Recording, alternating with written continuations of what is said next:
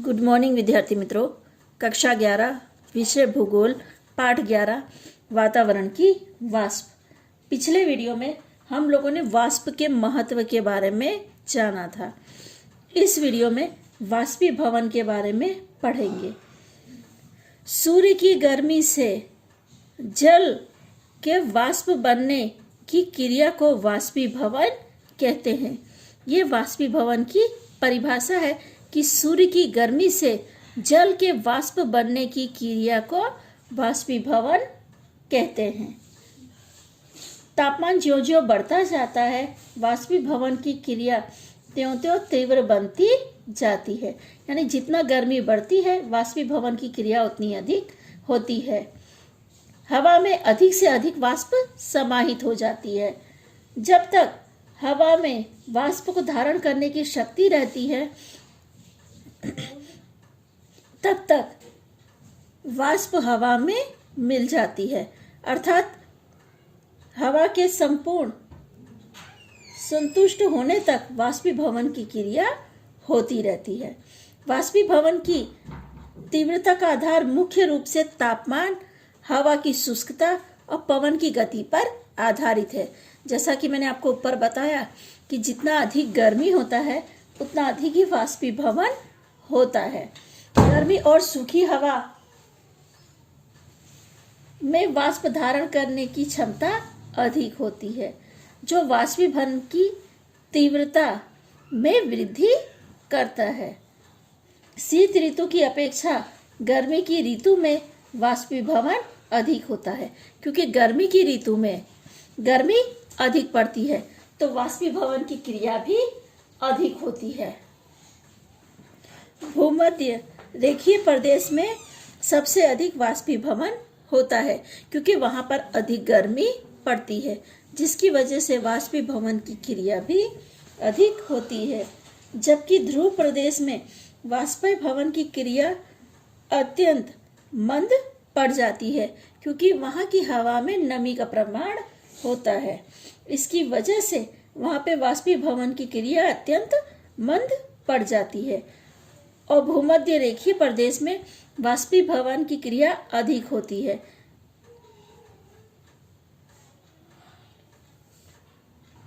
निरपेक्ष आदर्त एवं सापेक्ष आदर्त। किसी भी समय में निश्चित क्षेत्र में हवा की निश्चित रूप से समाहित वाष्प की मात्रा को सापेक्ष आदर्त कहते हैं। ये सापेक्ष आदर्त की परिभाषा है कि किसी भी समय में निश्चित रूप से समाहित वाष्प की मात्रा को निरपेक्ष आदर्त कहते हैं। उसे ग्राम प्रति घन मीटर में दर्शाया जाता है। हवा के प्रसरण और संकुचन से हवा की निरपेक्ष आदर्त बदलती है। स्थल एवं समय के अनुसार वह बदलती रहती है। भूमध्य रेखा पर हवा की निरपेक्ष आदर्त सबसे अधिक एवं ध्रुवीय पर सबसे कम होता है। समुद्र पर निरपेक्ष आदर्त अधिक एवं समुद्र से दूरी वह कम हो जाता है। रात की अपेक्षा दिन में एवं शीत ऋतु की अपेक्षा गर्मी में निरपेक्ष आदर्त अधिक होता है। अब हम लोग सापेक्ष आदर्त के बारे में पढ़ेंगे।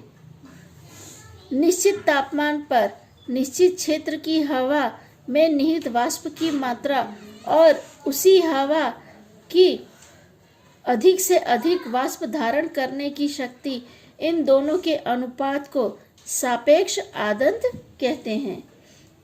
सापेक्ष आदर्त प्रतिशत में दर्शाया जाता है, जिसका सूत्र इस प्रकार है कि पहले लिखेंगे सापेक्ष आदर्त निश्चित तापमान पर निश्चित क्षेत्र की हवा में निहित वाष्प बटे में उसी तापमान पर उसी क्षेत्र की हवा में वाष्प धारण करने की शक्ति गुणे 100।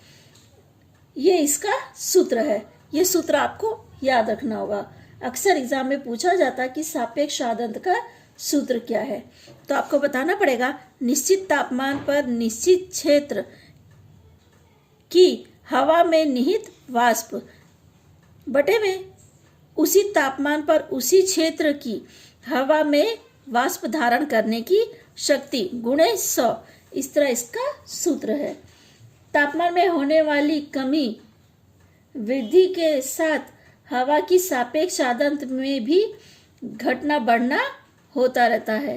प्रातःकाल हवा का तापमान नीचा रहने के कारण हवा में सापेक्ष आदर्त कम होता है।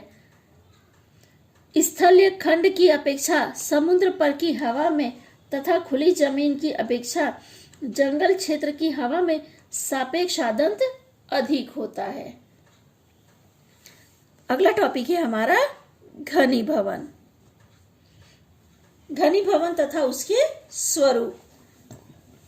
पहले घनीभवन के बारे में हम लोग थोड़ा बहुत जानते हैं। हवा का तापमान औस बिंदु से नीचे जाता है तब हवा में निहित अतिरिक्त वाष्प ठंडी हो जाती है और पानी की बूंदें या वाष्प कणों में परिवर्तित होती है। हवा की वाष्प उस के वायु स्वरूप में से द्रव्य या ठोस स्वरूप में बदल जाती है। तब वाष्प के जमने की क्रिया को घनीभवन कहते हैं। यह घनीभवन की परिभाषा है। यानी जो हवा में निहित अतिरिक्त वाष्प होती है या पानी की बूंदें या बर्फ के कणों में परिवर्तित हो जाती है। हवा की वाष्प उसके वायु स्वरूप में से द्रव्य या ठोस स्वरूप में बदल जाती है और वाष्प में जमने की जो क्रिया होती है उसे घनीभवन कहते हैं। हवा जब एकदम ठंडी पड़ जाती है तब उसका तापमान औस बिंदु के नीचे जाता है, तब घनीभवन की क्रिया होती है। हवा के तापमान की बदलती परिस्थिति के अनुसार घनीभवन के अलग अलग स्वरूप होते हैं। ओस, पाला, कोहरा, वर्षा, बादल आदि घनीभवन के मुख्य स्वरूप है। यानी घनीभवन की वजह से हम इतने स्वरूप देख सकते हैं, जैसे ओस गिरती है, पाला है या कोहरा है या वर्षा है या बादल है, ये घनीभवन के मुख्य स्वरूप हैं।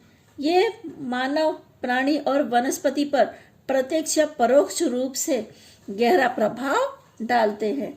इसका असर हम मानव, प्राणी और वनस्पतियों पर भी देख सकते हैं।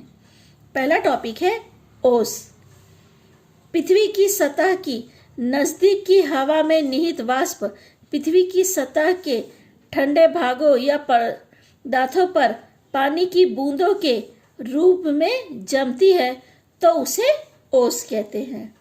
हम लोग देखते हैं कि सुबह के समय आप देखो ठंडी के सीजन में सीट पे या पेड़ के पत्तों पे पानी की बूंदें दिखती हैं, तो उसे हम ओस के नाम से जानते हैं। स्थल भाग में रात में जल्दी से ठंडी हो जाती है।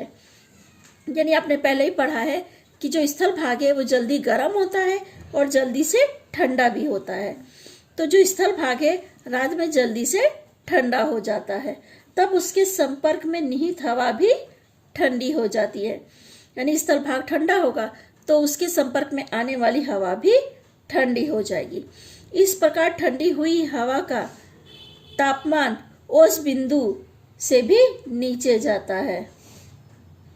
तब हवा में निहित अधिक वाष्प पृथ्वी पर स्थित ठोस पदार्थ पर पानी की बूंद या ओस के रूप में ठंडी पड़ जाती है। हवा में निहित पर्याप्त वाष्प स्वच्छ आकाश, शांत मौसम, शीत ऋतु की लंबी रात्रि आदि ओस बनने के लिए अनुकूल परिस्थिति मानी जाती है। ठंडी में प्रातःकाल वृक्ष के पत्ते, घास, मकान आदि पर ओस स्पष्ट रूप से देखने को मिलती है। भारत में गेहूं, चावल एवं साग सब्जी आदि शीतकालीन फसलों के लिए ओस अत्यंत उपयोगी साबित होती है। यानी अभी जो ठंडी का सीजन चल रहा है, आप देखते हैं कि पेड़ के पत्तों पर पानी की बूंदें दिखती हैं, या आप गाड़ी की सीटें देखें तो गाड़ी की सीट पे या जो खुली जगह है वहाँ पे आपको पानी की छोटी छोटी बूंदें दिखाई देंगी, तो इसे ओस के नाम से जाना जाता है। ठीक है विद्यार्थी मित्रों, आगे की चर्चा हम लोग अगले वीडियो में करेंगे।